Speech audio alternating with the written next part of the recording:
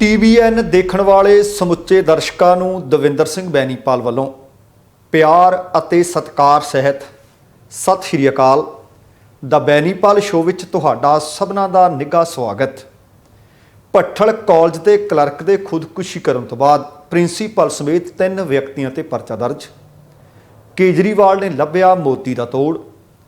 ਪੰਜਾਬ ਵਿੱਚ ਟੋਲ ਪਲਾਜ਼ਿਆਂ ਤੇ ਨਵੀਆਂ ਦਰਾਂ ਹੋਈਆਂ ਲਾਗੂ। ਮਾਨ ਸਰਕਾਰ ਨੇ ਪੰਜਾਬ ਵਿੱਚ ਬਿਜਲੀ ਦਰਾਂ ਵਿੱਚ ਨਹੀਂ ਕੀਤਾ ਕੋਈ ਵਾਧਾ। ਸਰਕਾਰ ਨੂੰ ਸਾਬਕਾ ਵਿਧਾਇਕ ਮੌਜੂਦਾ ਵਿਧਾਇਕਾਂ ਨਾਲੋਂ ਪੈਂਦੇ ਨੇ ਮਹਿੰਗੇ। ਵਿਧਾਇਕਾਂ ਦੇ ਇਲਾਜ ਦੀ ਨਹੀਂ ਕੋਈ ਖਰਚ ਸੀਮਾ ਅਤੇ ਬਾਦਲ ਪਰਿਵਾਰ ਸਭ ਤੋਂ ਪਿਆ ਮਹਿੰਗਾ। ਅਤੇ ਪੰਜਾਬ ਸਰਕਾਰ ਨੇ ਪੰਜਾਬ ਵਿੱਚ ਪ੍ਰਸ਼ਾਸਨਿਕ ਅਤੇ ਪੁਲਿਸ ਅਧਿਕਾਰੀਆਂ ਦੇ ਕੀਤੇ ਵੱਡੇ ਪੱਧਰ ਤੇ ਤਬਾਦਲੇ। ਦੋਸਤੋ, ਇਹ ਕੁਝ ਜਾਣਕਾਰੀਆਂ ਆਪਣੇ ਅੱਜ ਦੇ ਪ੍ਰੋਗਰਾਮ ਦੌਰਾਨ ਸ਼ਾਮਲ ਰਹਿਣਗੀਆਂ। ਇਹਦੇ ਤੋਂ ਪਹਿਲਾਂ ਇਹਨਾਂ ਦੇ ਉੱਤੇ ਵਿਸਥਾਰ ਦੇ ਨਾਲ ਗੱਲਬਾਤ ਕੀਤੀ ਜਾਵੇ। ਤੁਹਾਨੂੰ ਸਭਨਾਂ ਨੂੰ ਬੇਨਤੀ ਹੈ ਕਿ ਪਹਿਲਾਂ ਪ੍ਰੋਗਰਾਮ ਵੇਖ ਸੁਣ ਲੈਣਾ।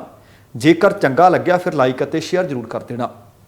ਇਸ ਦੇ ਨਾਲ ਹੀ ਜੇਕਰ ਹਾਲੇ ਤੱਕ ਤੁਸੀਂ ਆਪਣੇ ਇਸ ਚੈਨਲ ਨੂੰ ਸਬਸਕ੍ਰਾਈਬ ਨਹੀਂ ਕੀਤਾ ਤਾਂ ਕਿਰਪਾ ਕਰਕੇ ਸਬਸਕ੍ਰਾਈਬ ਕਰਕੇ ਨੋਟੀਫਿਕੇਸ਼ਨ ਵਾਲੀ ਘੰਟੀ ਜ਼ਰੂਰ ਔਨ ਕਰ ਲੈਣੀ। ਤੁਹਾਡੇ ਦਿਲੋਂ ਧੰਨਵਾਦੀ ਹੋਵਾਂਗੇ। ਆਓ ਹੁਣ ਵਿਸਥਾਰ ਦੇ ਨਾਲ ਇਹਨਾਂ ਸਾਰੀਆਂ ਜਾਣਕਾਰੀਆਂ ਦੇ ਉੱਤੇ ਗੱਲਬਾਤ ਕਰੀਏ। ਸਭ ਤੋਂ ਪਹਿਲੀ ਜਾਣਕਾਰੀ, ਤੁਹਾਨੂੰ ਯਾਦ ਹੋਣਾ ਹੈ ਪ੍ਰੋਗਰਾਮ ਪੰਜਾਬ ਬੋਲਦਾ ਦੇ ਵਿੱਚ ਇਸ ਖਬਰ ਨੂੰ ਪਹਿਲ ਦੇ ਆਧਾਰ ਤੇ ਵਿਚਾਰਿਆ ਗਿਆ ਸੀ ਕਿ ਬੀਤੇ ਮੰਗਲਵਾਰ ਨੂੰ ਤਰੀਕ 29 ਮਾਰਚ ਸੀ। ਬਾਬਾ ਹੀਰਾ ਸਿੰਘ ਭੱਠਲ ਕਾਲਜ ਦੇ ਇੱਕ ਮੁਲਾਜ਼ਮ ਜੋ ਕਲਰਕ ਦੀ ਨੌਕਰੀ ਕਰਦੇ ਸੀ, ਨਾਮ ਸੀ ਦਵਿੰਦਰ ਸਿੰਘ, ਉਹ ਸੁਸਾਈਡ ਕਰ ਗਏ ਸੀ, ਆਤਮ ਹੱਤਿਆ ਕਰ ਗਏ ਸੀ। ਉਹਨਾਂ ਦੀ ਜੇਬ ਦੇ ਵਿੱਚੋਂ ਜਿਹੜਾ ਸੁਸਾਈਡ ਨੋਟ ਮਿਲਿਆ, ਉਸ ਨੋਟ ਦੇ ਆਧਾਰ ਤੇ ਕਾਲਜ ਦੇ ਪ੍ਰਿੰਸੀਪਲ ਸਮੇਤ 2 ਹੋਰਨਾਂ ਵਿਅਕਤੀਆਂ ਦੇ ਉੱਤੇ ਲਹਿਰਾ ਪੁਲਿਸ ਨੇ ਮੁਕੱਦਮਾ ਦਰਜ ਕਰ ਲਿਆ। ਪੁਲਿਸ ਵੱਲੋਂ ਦਰਜ ਮੁਕੱਦਮੇ ਦੇ ਅਨੁਸਾਰ ਕਲਰਕ ਮ੍ਰਿਤਕ ਦਵਿੰਦਰ ਸਿੰਘ ਦੇ ਭਰਾ ਰਜਿੰਦਰ ਸਿੰਘ ਨੇ ਬਿਆਨ ਦਰਜ ਕਰਵਾਏ ਨੇ। ਉਹਨਾਂ ਨੇ ਦੱਸਿਆ ਕਿ ਉਹਨਾਂ ਦੇ ਭਰਾ ਦਵਿੰਦਰ ਸਿੰਘ ਨੂੰ ਤਕਰੀਬਨ 3 ਸਾਲ ਤੋਂ ਤਨਖਾਹ ਨਹੀਂ ਸੀ ਮਿਲੀ, ਜਿਸ ਕਰਕੇ ਉਹ ਬਹੁਤ ਮਾਨਸਿਕ ਤੌਰ ਤੇ ਪਰੇਸ਼ਾਨ ਰਹਿੰਦਾ ਸੀ। ਬੱਚਿਆਂ ਦੇ ਪਾਲਣ ਪੋਸ਼ਣ ਕਰਨ ਦੇ ਵਿੱਚ ਮੁਸ਼ਕਲਾਂ ਮਹਿਸੂਸ ਕਰ ਰਿਹਾ ਸੀ। ਕਾਲਜ ਦੀ ਮੈਨੇਜਮੈਂਟ, ਜਿਸ ਦੇ ਵਿੱਚ ਪ੍ਰਿੰਸੀਪਲ ਸਤੀਸ਼ ਕੌਸ਼ਲ, ਸੰਦੀਪ ਬਜਾਜ ਰਜਿਸਟਰਾਰ ਨੇ ਅਤੇ ਮਦਨ ਲਾਲ ਲੋਟਾਵਾ ਜਿਹੜੇ ਸਹਾਇਕ ਰਜਿਸਟਰਾਰ ਦੱਸੇ ਜਾ ਰਹੇ ਨੇ, ਇੱਕ ਗਬਨ ਹੋਇਆ ਸੀ। ਉਹਦੇ ਕਰਕੇ ਵੀ ਉਹ ਕਹਿੰਦੇ ਮੇਰੇ ਭਰਾ ਨੂੰ ਤੰਗ ਪਰੇਸ਼ਾਨ ਕਰਦੇ ਰਹਿੰਦੇ ਸੀ। ਤੇ ਨਾਲ ਉਹਨਾਂ ਨੇ ਇਹ ਵੀ ਦੱਸਿਆ ਕਿ ਉਹਨਾਂ ਦੇ ਭਰਾ ਦਾ ਉਹਨਾਂ ਨੇ ਇੰਕਰੀਮੈਂਟ ਵੀ ਰੋਕਿਆ ਹੋਇਆ ਸੀ। ਇਹਦੇ ਤੋਂ ਇਲਾਵਾ ਉਹ ਭੱਦੀ ਸ਼ਬਦਾਵਲੀ ਦਾ ਇਸਤੇਮਾਲ ਵੀ ਕਰਿਆ ਕਰਦੇ ਸੀ। ਉਹਨਾਂ ਨੇ ਦੱਸਿਆ ਕਿ ਇਹਦੇ ਕਰਕੇ ਮੇਰੇ ਭਰਾ ਦਵਿੰਦਰ ਸਿੰਘ ਨੇ ਖੁਦਕੁਸ਼ੀ ਕਰ ਲਈ। ਉਹਦੇ ਤੋਂ ਸਾਰਾ ਕੁਝ ਇਹ ਸਹਿਣ ਨਹੀਂ ਹੋਇਆ। ਮੈਂ ਉਸ ਦਿਨ ਵੀ ਪ੍ਰੋਗਰਾਮ ਵਿੱਚ ਜ਼ਿਕਰ ਕੀਤਾ ਸੀ ਕਿ ਇਹਦੇ ਵਾਸਤੇ ਸਰਕਾਰ ਜ਼ਿੰਮੇਵਾਰ ਹੈ, ਪ੍ਰਸ਼ਾਸਨ ਜ਼ਿੰਮੇਵਾਰ ਹੈ, ਕਾਲਜ ਜ਼ਿੰਮੇਵਾਰ ਹੈ, ਮੈਨੇਜਮੈਂਟ ਜ਼ਿੰਮੇਵਾਰ ਹੈ। ਤੇ ਜ਼ਿੰਮੇਵਾਰ ਕੌਣ ਹੈ? ਕੌਣ ਵਿਅਕਤੀ ਹੋ ਸਕਦਾ ਜਿਹਨੂੰ 3 ਸਾਲ ਤਨਖਾਹ ਹੀ ਨਾ ਮਿਲੇ, 35-36 ਮਹੀਨੇ ਤਨਖਾਹ ਨਾ ਮਿਲੇ ਤੇ ਬੰਦਾ ਫਿਰ ਵੀ ਕੰਮ ਤੇ ਜਾਵੇ? ਬਾਅਦ 'ਚ ਪਤਾ ਲੱਗਿਆ ਸੀ ਕਿ ਦਵਿੰਦਰ ਸਿੰਘ ਨੇ ਆਪਣੇ ਗਲ ਦੇ ਵਿੱਚ ਇੰਟਰਨੈਟ ਕੇਬਲ ਪਾਈ, ਛੱਤ ਵਾਲੇ ਪੱਖੇ ਨਾਲ ਉਹਨੂੰ ਬੰਨ੍ਹ ਕੇ ਆਪਣੀ ਜੀਵਨ ਲੀਲਾ ਸਮਾਪਤ ਕਰ ਲਈ ਸੀ। ਉਸ ਵਕਤ ਦਵਿੰਦਰ ਨੇ ਜਿਹੜੀ ਪੈਂਟ ਪਾਈ ਹੋਈ ਸੀ, ਉਹਦੀ ਪਿਛਲੀ ਜੇਬ ਦੇ ਵਿੱਚੋਂ ਇੱਕ ਸੁਸਾਈਡ ਨੋਟ ਮਿਲਿਆ ਸੀ, ਜਿਸ ਦੇ ਵਿੱਚ ਉਹਨਾਂ ਨੇ ਆਹ ਸਾਰੀ ਗੱਲ ਲਿਖੀ ਸੀ ਕਿ ਉਹਨਾਂ ਦੀ ਮੌਤ ਦੇ ਜ਼ਿੰਮੇਵਾਰ ਕੌਣ ਨੇ। ਅਤੇ ਆ ਜਿਹੜੇ ਵਿਅਕਤੀਆਂ ਦੇ ਨਾਮਾਂ ਦਾ ਮੈਂ ਜ਼ਿਕਰ ਕੀਤਾ ਕਿ ਪ੍ਰਿੰਸੀਪਲ ਸਮੇਤ 3 ਵਿਅਕਤੀ ਨੇ ਜਿਹੜੀ ਮੇਰੀ ਮੌਤ ਦੀ ਜ਼ਿੰਮੇਵਾਰ ਨੇ। ਉਸ ਸੁਸਾਈਡ ਨੋਟ ਦੇ ਆਧਾਰ ਤੇ ਲਹਿਰਾ ਪੁਲਿਸ ਨੇ ਇਹਨਾਂ 3 ਦੇ ਖਿਲਾਫ ਧਾਰਾ 306 ਅਤੇ 34 ਦੇ ਤਹਿਤ ਮੁਕੱਦਮਾ ਦਰਜ ਕਰ ਲਿਆ ਅਤੇ ਅਗਲੀ ਜਾਣਕਾਰੀ ਹੋਰ ਇਕੱਠੀ ਕੀਤੀ ਜਾ ਰਹੀ ਹੈ ਤੇ ਇਹਦੀ ਜਾਂਚ ਪੜਤਾਲ ਕੀਤੀ ਜਾ ਰਹੀ ਹੈ। ਤੇ ਇਹ ਮੈਂ ਦੱਸ ਦਿਆਂ ਕਿ ਦਵਿੰਦਰ ਵੱਲੋਂ ਖੁਦਕੁਸ਼ੀ ਕੀਤੇ ਜਾਣ ਤੋਂ ਬਾਅਦ ਕਾਲਜ ਦੇ ਸਟਾਫ ਨੇ, ਲਹਿਰਾ ਦੇ ਲੋਕਾਂ ਨੇ, ਸਮਾਜ ਸੇਵੀ ਸੰਸਥਾਵਾਂ ਨੇ ਕੱਲ ਲਹਿਰਾ ਸੁਨਾਮ ਜਿਹੜਾ ਮੁੱਖ ਮਾਰਗ ਹੈ ਉਹ ਸੜਕ ਜਾਮ ਕਰ ਦਿੱਤੀ ਸੀ। ਉਹਨਾਂ ਦੀ ਮੰਗ ਇਹ ਸੀ ਕਿ ਮ੍ਰਿਤਕ ਦੀ ਪਤਨੀ ਨੂੰ ਸਰਕਾਰੀ ਨੌਕਰੀ ਦਿੱਤੀ ਜਾਵੇ, ਉਹਦਾ ਕਰਜ਼ਾ ਮੁਆਫ ਕੀਤਾ ਜਾਵੇ। ਇਹਦੇ ਤੋਂ ਇਲਾਵਾ ਪਰਿਵਾਰ ਦੀ ਮਾਲੀ ਮਦਦ ਵੀ ਕੀਤੀ ਜਾਵੇ ਅਤੇ ਕਾਲਜ ਸਟਾਫ ਲਈ ਤਨਖਾਹਾਂ ਦੀ ਮੰਗ ਵੀ ਨਾਲ ਰੱਖੀ ਸੀ। ਇਹ ਸਾਰੀਆਂ ਮੰਗਾਂ ਨੂੰ ਮੰਨਣ ਦੇ ਵਾਸਤੇ ਉੱਥੇ ਹਲਕਾ ਲਹਿਰਾ ਦੇ MLA ਵਰਿੰਦਰ ਸਿੰਘ ਗੋਇਲ ਦੇ ਸਹਿਯੋਗ ਸਦਕਾ ਪਤਾ ਲੱਗਿਆ ਕਿ ਧਰਨਾ ਸਮਾਪਤ ਹੋ ਗਿਆ ਤੇ ਉਹਨਾਂ ਨੇ ਆਖਿਆ ਸੀ ਕਿ ਇਹ ਮੰਗਾਂ ਮੰਨ ਲਈਆਂ ਜਾਣਗੀਆਂ। ਮ੍ਰਿਤਕ ਦਵਿੰਦਰ ਸਿੰਘ ਦਾ ਫਿਰ ਮੂਨਕ ਦੇ ਵਿੱਚ ਪੋਸਟਮਾਰਟਮ ਕਰਵਾਇਆ ਗਿਆ ਅਤੇ ਸੰਸਕਾਰ ਕਰ ਦਿੱਤਾ ਗਿਆ ਸੀ। ਹੁਣ ਤੁਸੀਂ ਦੇਖੋ ਕਿ ਤਰਾਸਦੀ ਕਿੱਡੀ ਹੈ ਕਿ ਇੱਕ ਬੰਦੇ ਨੂੰ ਤਨਖਾਹ ਨਹੀਂ ਮਿਲੀ, ਉੱਪਰ ਦੀ ਇੰਕਰੀਮੈਂਟ ਵੀ ਰੋਕਿਆ ਹੋਇਆ ਤੇ ਭੱਦੀ ਸ਼ਬਦਾਵਲੀ ਦਾ ਵੀ ਉਹਨੂੰ ਸਹਿਣ ਕਰਨਾ ਪੈਂਦਾ ਹੈ। ਤੇ ਉਹ ਘਰ ਪਰਿਵਾਰ ਆਪਣਾ ਚੁੱਲ੍ਹਾ ਬਾਲਦਾ ਕਿਵੇਂ ਹੋਏਗਾ? ਸੱਚਮੁੱਚ ਛੋਟੀ ਨਹੀਂ, ਬਹੁਤ ਵੱਡੀ ਖਬਰ ਹੈ। ਅਤੇ ਇਹਦੇ ਪਿੱਛੇ ਜਿਹੜੇ ਬੰਦੇ ਵੀ ਜ਼ਿੰਮੇਵਾਰ ਨੇ ਉਹਨਾਂ ਦੇ ਉੱਤੇ ਬਣਦੀ ਸਰਦੀ ਕਾਰਵਾਈ ਕਰਨੀ ਚਾਹੀਦੀ ਹੈ। ਹੁਣ ਇੱਕ ਆਹ ਖਬਰ ਪੰਜਾਬ ਦੀ ਅਤੇ ਭਾਰਤ ਦੀ ਰਾਜਨੀਤੀ ਵਾਸਤੇ ਬਹੁਤ ਮਹੱਤਵਪੂਰਨ ਹੈ। ਗੱਲ ਸ਼ੀਸ਼ੇ ਵਾਂਗੂ ਸਾਫ਼ ਹੈ ਕਿ ਯੂਪੀ 'ਚ ਚੋਣਾਂ ਜਿੱਤ ਗਈ ਭਾਜਪਾ ਤੇ 3 ਹੋਰ ਸੂਬਿਆਂ 'ਚ ਜਿੱਤ ਗਈ, ਸਿਰਫ ਪੰਜਾਬ 'ਚ ਨਹੀਂ ਜਿੱਤ ਸਕੀ। ਪਰ ਇਸ ਚੀਜ਼ ਦੇ ਉੱਤੇ ਲੱਗਦਾ ਹੈ ਕਿ ਦਿੱਲੀ ਦੇ ਮੁੱਖ ਮੰਤਰੀ ਤੇ ਆਪ ਸੁਪਰੀਮੋ ਅਰਵਿੰਦ ਕੇਜਰੀਵਾਲ ਨੇ ਆਪਣਾ ਗਿਣਤਾ ਆਪਣਾ ਜੋੜ ਤੋੜ ਕਰ ਲਿਆ, ਕਿਉਂਕਿ ਯੂਪੀ ਦੇ ਵਿੱਚ ਗਰੀਬਾਂ ਨੂੰ ਮੁਫਤ ਰਾਸ਼ਨ ਦਿੱਤਾ ਗਿਆ। ਲਾਭਪਾਤਰੀਆਂ ਦੀ ਬਦੌਲਤ ਭਾਜਪਾ ਮੁੜ ਸੱਤਾ 'ਚ ਆ ਗਈ ਹੈ।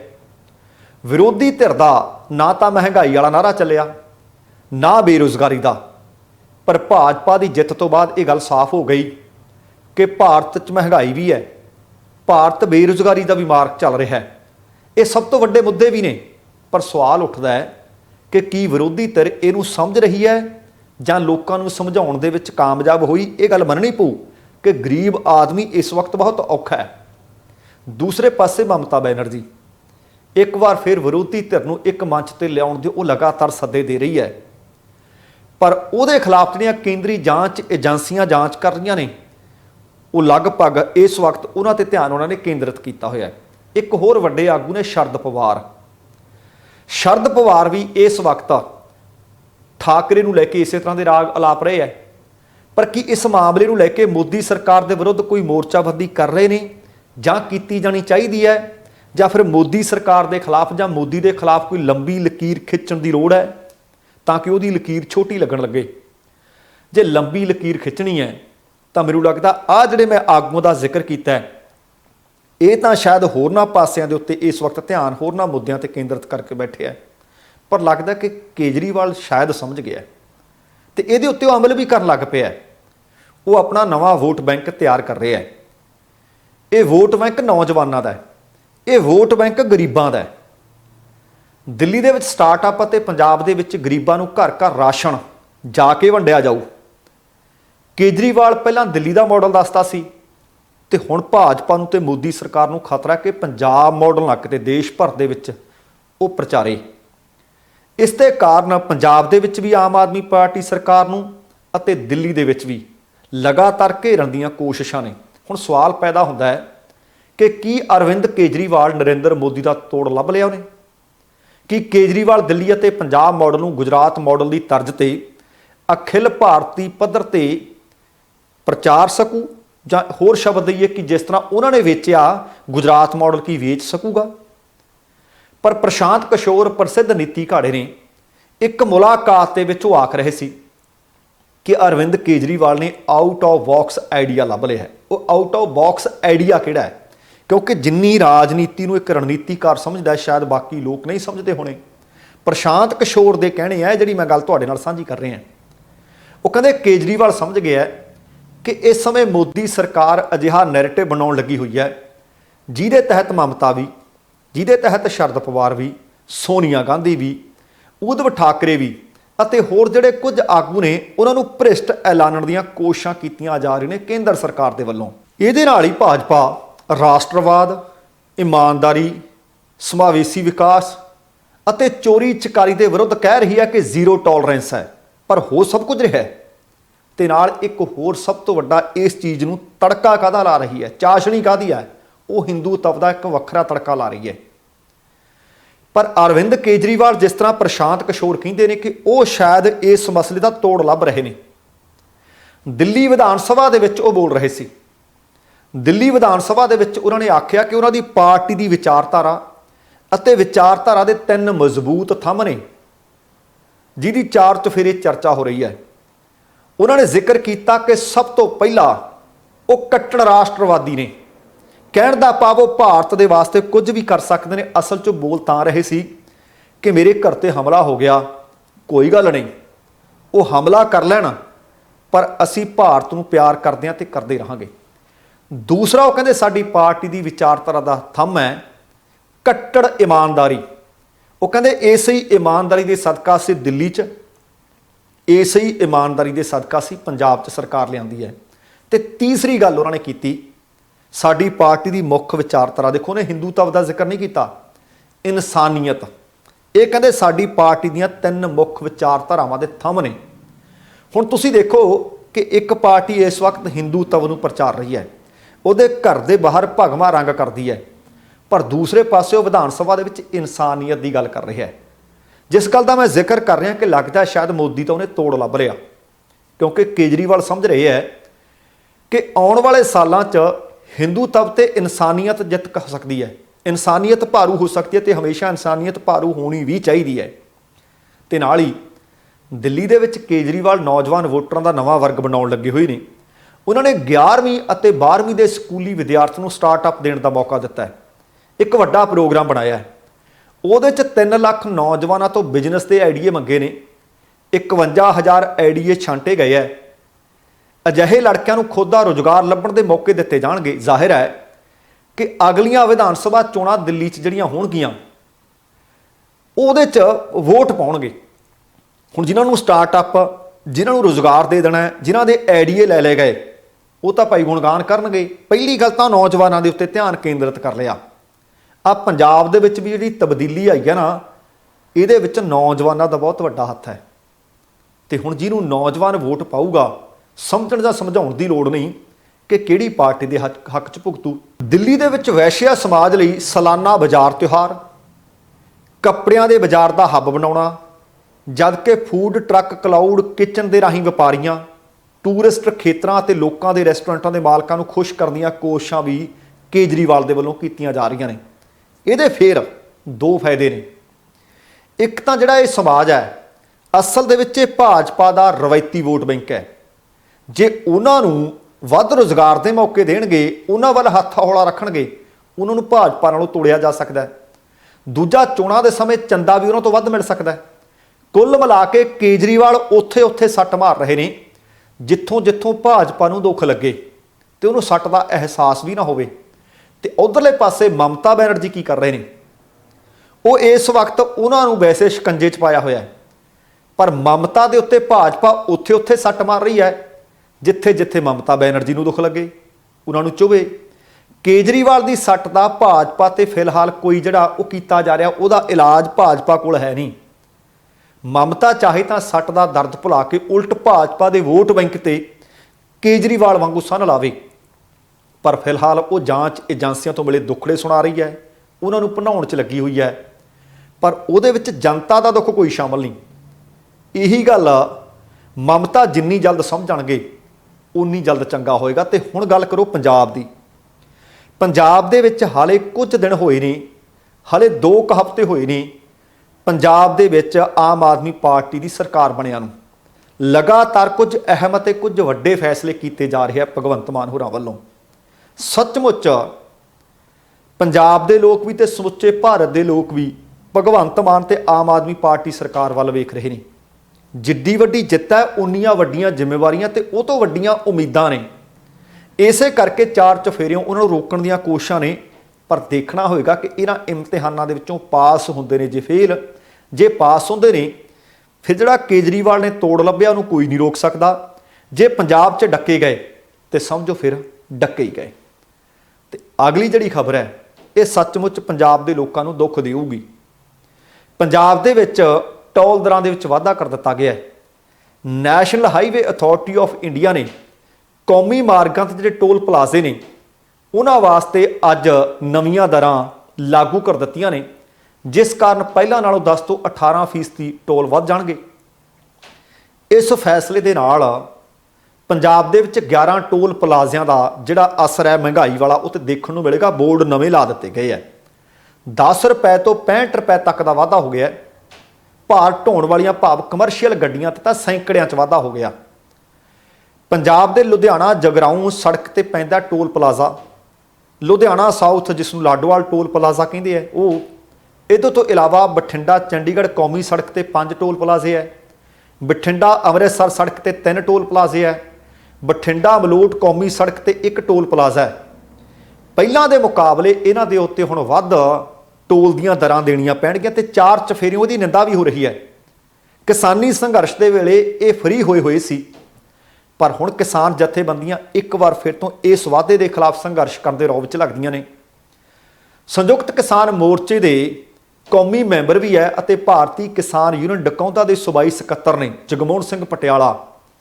ਜਗਮੋਹਨ ਸਿੰਘ ਪਟਿਆਲਾ ਨੇ ਇਹ ਜਿਹੜੀਆਂ ਦਰਾਂ ਵਧਾਈਆਂ ਗਈਆਂ ਨੇ ਇਹਨਾਂ ਨੂੰ ਗੈਰ ਵਾਜਬ ਦੱਸਿਆ ਤੇ ਨਾਲ ਉਹਨਾਂ ਨੇ ਇਹ ਵੀ ਦੱਸਿਆ ਕਿ ਸੰਯੁਕਤ ਕਿਸਾਨ ਮੋਰਚਾ ਦੇ ਨਾਲ ਤੇ ਬਾਕੀ ਜਥੇਬੰਦੀਆਂ ਦੇ ਨਾਲ ਉਹ ਸਲਾਹ ਮਸ਼ਵਰਾ ਕਰ ਰਹੀ ਹੈ। ਹੋ ਸਕਦਾ ਹੈ ਕਿ ਇਹਨਾਂ ਵਧੀਆਂ ਦਰਾਂ ਦੇ ਖਿਲਾਫ ਉਹ ਟੋਲ ਪਲਾਜ਼ਿਆਂ ਦੇ ਉੱਤੇ ਧਰਨੇ ਪ੍ਰਦਰਸ਼ਨ ਸ਼ੁਰੂ ਕਰ ਦੇਣ ਤੇ ਆਉਣ ਵਾਲੇ ਦਿਨਾਂ ਵਿੱਚ ਉਮੀਦ ਹੈ ਕਿ ਇਹ ਧਰਨੇ ਟੋਲ ਪਲਾਜ਼ਿਆਂ ਤੇ ਦੇਖਣ ਨੂੰ ਮਿਲ ਸਕਦੇ ਹੈ। ਪਰ ਦੂਸਰੇ ਪਾਸੇ ਸਰਕਾਰ ਬਦਲੀ ਹੈ ਪੰਜਾਬ ਦੇ ਵਿੱਚ। ਅੱਜ ਤੱਕ ਜਦੋਂ ਵੀ ਸਰਕਾਰ ਕੋਈ ਨਵੀਂ ਆਉਂਦੀ ਸੀ ਉਹ ਬਿਜਲੀ ਦਰਾਂ ਦੇ ਵਿੱਚ ਵਾਧਾ ਕਰਦੀ ਸੀ, ਪਰ ਭਗਵੰਤ ਮਾਨ ਸਰਕਾਰ ਨੇ ਇਹ ਆਪਣਾ ਇੱਕ ਨਵਾਂ ਰਿਕਾਰਡ ਕਾਇਮ ਕੀਤਾ ਕਿ ਸਰਕਾਰ ਦਾ ਪਹਿਲਾ ਸਾਲ ਹੈ ਤੇ ਆਪਣੇ ਪਹਿਲੇ ਕਾਰਜਕਾਲ ਦੇ ਵਿੱਚ ਹਲੇ ਬਿਜਲੀ ਦਰਾਂ ਵਿੱਚ ਉਹਨਾਂ ਨੇ ਕੋਈ ਵਾਧਾ ਨਹੀਂ ਕੀਤਾ ਤੇ ਨਾ ਕੋਈ ਕਟੌਤੀ ਕੀਤੀ ਹੈ।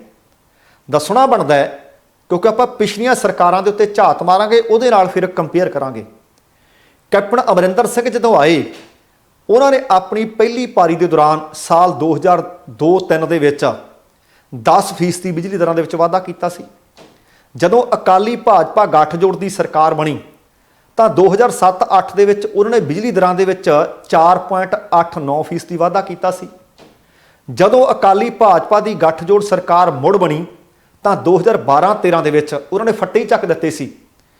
ਬਿਜਲੀ ਦੇ ਰੇਟ ਦੇ ਵਿੱਚ ਦਰਾਂ ਦੇ ਵਿੱਚ 12.08% ਦੀ ਦਰ ਵਧਾ ਦਿੱਤੀ ਸੀ। ਇਸ ਤਰ੍ਹਾਂ ਕੈਪਟਨ ਅਮਰਿੰਦਰ ਸਿੰਘ ਜਦੋਂ 2017 'ਚ ਸਰਕਾਰ ਬਣਾਉਂਦੇ ਆ, ਸਰਕਾਰ ਬਣਦੇ ਸਾਰੀ 17-18 ਦੀਆਂ ਬਿਜਲੀ ਦਰਾਂ ਦੇ ਵਿੱਚ ਉਹਨਾਂ ਨੇ 9.25% ਤੋਂ ਜ਼ਿਆਦਾ 9.33% ਦਾ ਵਾਧਾ ਕਰ ਦਿੱਤਾ ਸੀ। ਪਰ ਹੁਣ ਪੰਜਾਬ ਸਰਕਾਰ ਨੇ Punjab state electricity regulatory commission ਵਰ੍ਹਾ 2022-23 ਦੀਆਂ ਬਿਜਲੀ ਦਰਾਂ ਦੇ ਵਿੱਚ ਕਿਸੇ ਵਾਧੇ ਦਾ ਐਲਾਨ ਨਹੀਂ ਕੀਤਾ ਤੇ ਨਾ ਹੀ ਕੋਈ ਕਟੌਤੀ ਕੀਤੀ ਹੈ। ਭਾਵ ਪਿਛਲੀਆਂ ਦਰਾਂ ਹੀ ਕਾਇਮ ਰੱਖ ਦਿੱਤੀਆਂ ਨੇ। ਇਹ ਤੋਂ ਸਾਫ਼ ਹੈ ਕਿ ਆਮ ਆਦਮੀ ਪਾਰਟੀ ਦੀ ਸਰਕਾਰ ਖਪਤਕਾਰਾਂ ਤੇ ਹਾਲੇ ਕੋਈ ਹੋਰ ਬੋਝ ਪਾਉਣਾ ਨਹੀਂ ਚਾਹੁੰਦੀ। ਰੈਗੂਲੇਟਰੀ ਕਮਿਸ਼ਨ ਦੇ ਵੱਲੋਂ ਜਾਰੀ ਟੈਰਿਫ ਆਰਡਰ ਦੇ ਅਨੁਸਾਰ ਪੰਜਾਬ ਦੇ ਲੋਕਾਂ ਨੂੰ ਅੱਜ 1 ਅਪ੍ਰੈਲ ਤੋਂ 300 ਯੂਨਿਟ ਜਿਹੜੇ ਕਹਿੰਦੇ ਸੀ ਕਿ ਮੁਫਤ ਬਿਜਲੀ ਮਿਲਿਆ ਕਰੇਗੀ, ਉਹਦਾ ਇਹਦੇ ਵਿੱਚ ਕਿਧਰੇ ਕੋਈ ਜ਼ਿਕਰ ਨਹੀਂ। ਟੈਰਿਫ ਆਰਡਰ ਦੇ ਵਿੱਚ ਕਿਧਰੇ ਵੀ 300 ਯੂਨਿਟ ਮੁਫਤ ਬਿਜਲੀ ਦੇਣਾ ਦਰਜ ਨਹੀਂ ਹੈ।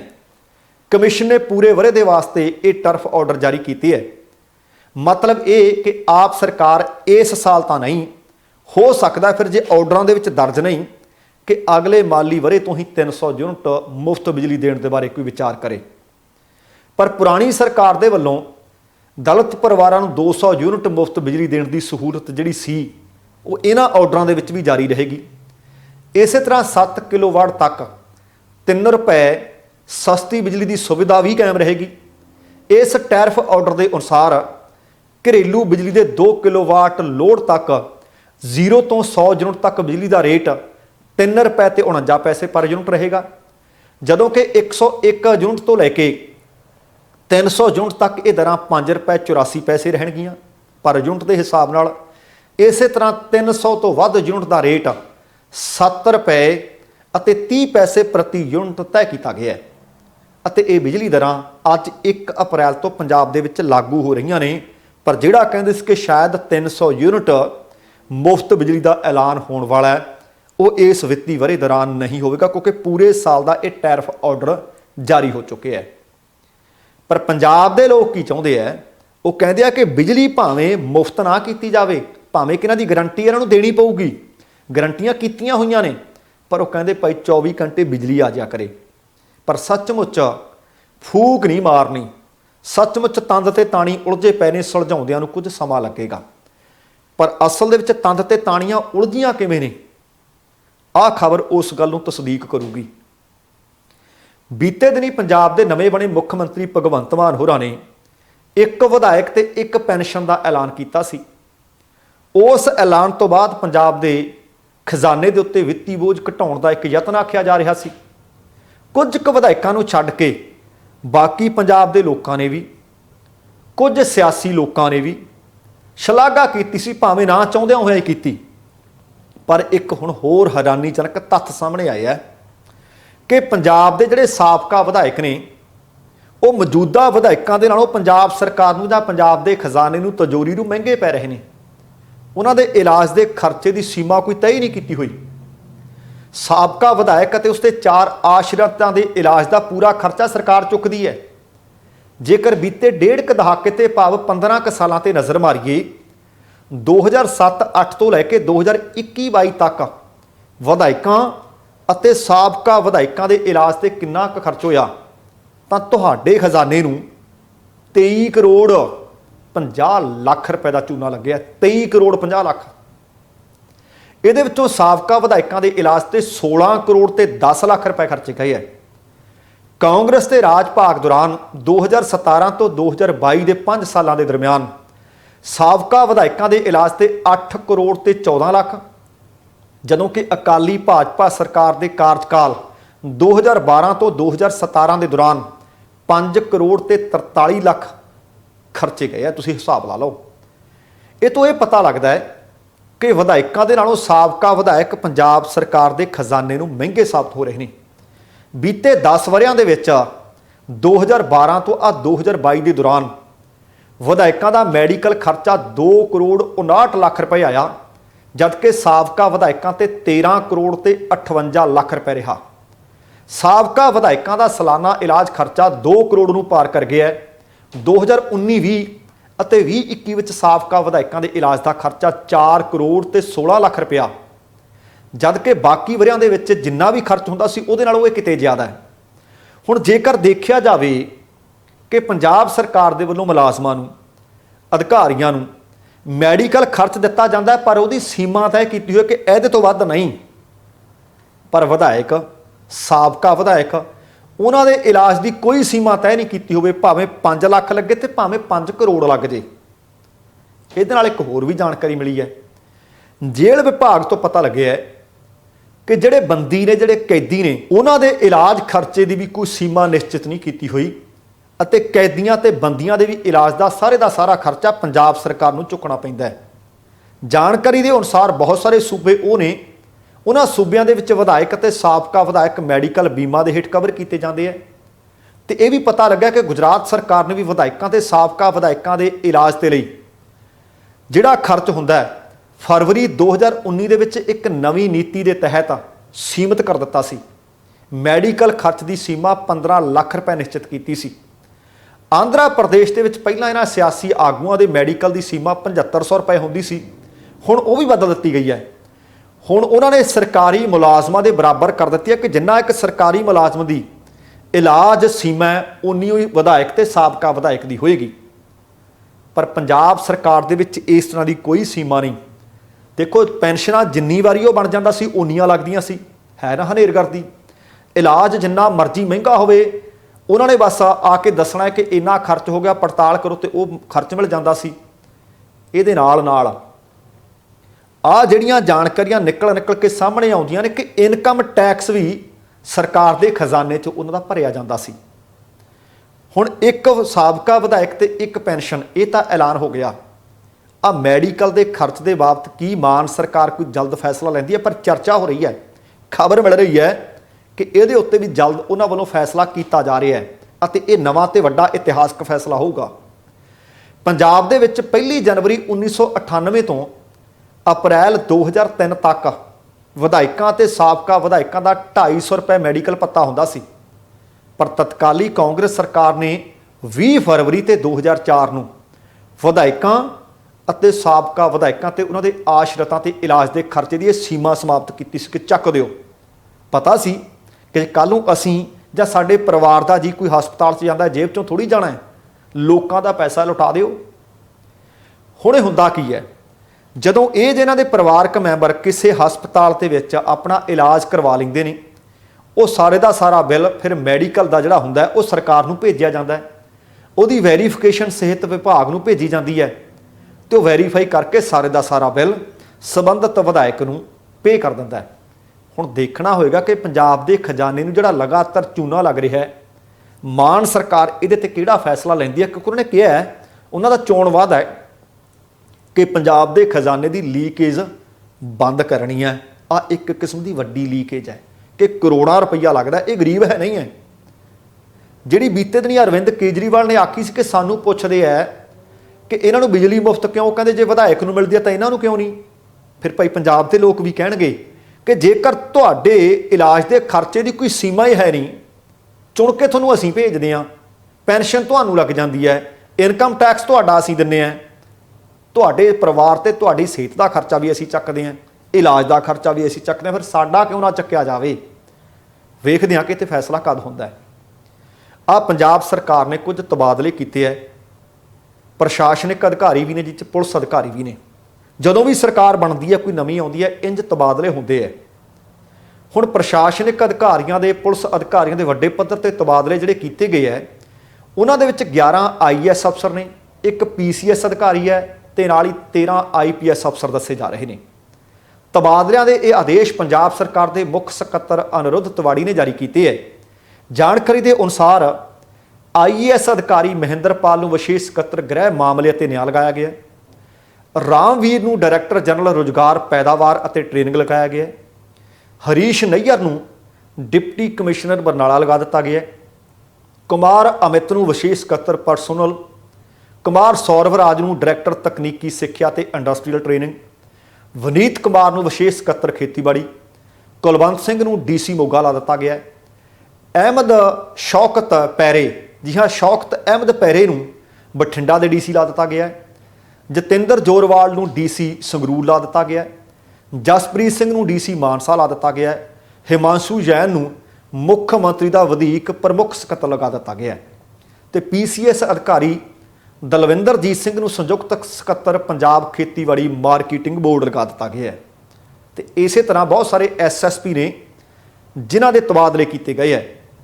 IPS ਅਫਸਰ ਹਰਜੀਤ ਸਿੰਘ ਨੂੰ SSP ਗੁਰਦਾਸਪੁਰ, ਧਰੁਮਨ H ਨਿੰਬਾਲੇ ਨੂੰ SSP ਸ਼੍ਰੀ ਮੁਕਤਸਰ ਸਾਹਿਬ, ਅਲਕਾ ਮੀਨਾ ਨੂੰ SSP ਮਲੇਰਕੋਟਲਾ, ਵਿਵੇਕਸ਼ੀਲ ਸੋਨੀ ਨੂੰ SSP ਮੋਹਾਲੀ, ਨਾਨਕ ਸਿੰਘ ਨੂੰ SSP ਪਟਿਆਲਾ, ਸੰਦੀਪ ਗਰਗ ਨੂੰ SSP ਰੂਪਨਗਰ, ਗੁਲਨੀਤ ਸਿੰਘ ਨੂੰ SSP ਮੋਗਾ, ਚਰਨਜੀਤ ਸਿੰਘ ਨੂੰ SSP ਫਿਰੋਜ਼ਪੁਰ, ਸੰਦੀਪ ਕੁਮਾਰ ਮਲਕ ਨੂੰ SSP ਬਰਨਾਲਾ, ਰਵਜੋਤ ਗਰੇਵਾਲ ਨੂੰ SSP ਫਤਿਹਗੜ੍ਹ ਸਾਹਿਬ, ਸਰਤਾਜ ਸਿੰਘ ਚਹਿਲ ਨੂੰ SSP ਹੁਸ਼ਿਆਰਪੁਰ ਅਤੇ ਮਨਦੀਪ ਸਿੰਘ ਸਿੱਧੂ ਨੂੰ SSP ਸੰਗਰੂਰ ਲਾਇਆ ਗਿਆ ਹੈ। ਪਹਿਲਾਂ ਉਹ ਪਟਿਆਲੇ ਵਿਜੀਲੈਂਸ ਦੇ ਵਿੱਚ ਲਾਏ ਹੋਏ ਸੀ ਅਤੇ ਹੁਣ ਉਹ ਭਗਵੰਤ ਮਾਨ ਦੇ ਗ੍ਰਹਿ ਜ਼ਿਲ੍ਹੇ ਵਿੱਚ SSP ਹੋਣਗੇ ਅਤੇ ਇਸੇ ਤਰ੍ਹਾਂ ਰਣਜੀਤ ਸਿੰਘ ਢਿੱਲੋਂ ਨੂੰ SSP ਤਰਨਤਾਰਨ ਲਗਾ ਦਿੱਤਾ ਗਿਆ ਹੈ।